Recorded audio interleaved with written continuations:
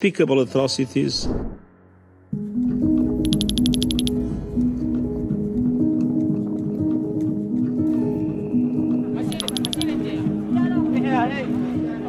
Diverse Sudanese voices, human rights organizations and others have called for stepped-up measures, including some form of impartial force to protect civilians. These calls are a reflection of the gravity and urgency of the situation facing civilians in the country. At present, the conditions do not exist for the successful deployment of United Nations force to protect civilians in Sudan. The Secretariat stands ready to engage with the Council and others on the range of operational mobilities that can meaningfully contribute to the reduction in violence and the protection of civilians. When a member of the United Nations persistently violates the principles contained in the UN Charter, it might be expelled from the organizations, and there should be a decision of the General Assembly upon recommendation of the Security Council. There have been cases where the impasse of the Security Council has been circumvented by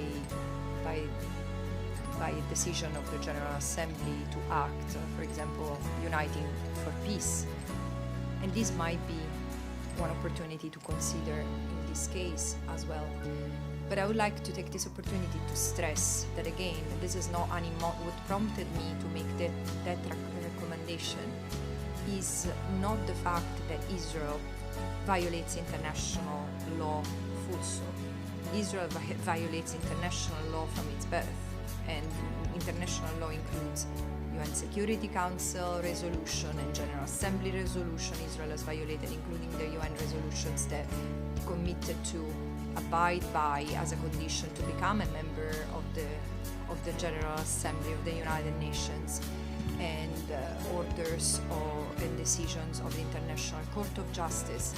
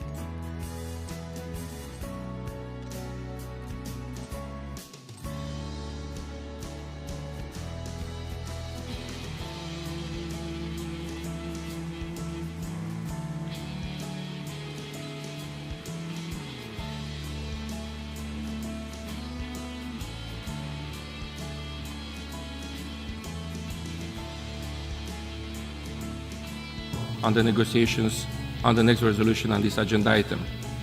As several speakers have mentioned this morning, the ad hoc working group will consider the selection and appointment of the Secretary General and other executive heads, and the strengthening of the accountability, transparency, and institutional memory of the Office of the President of the General Assembly.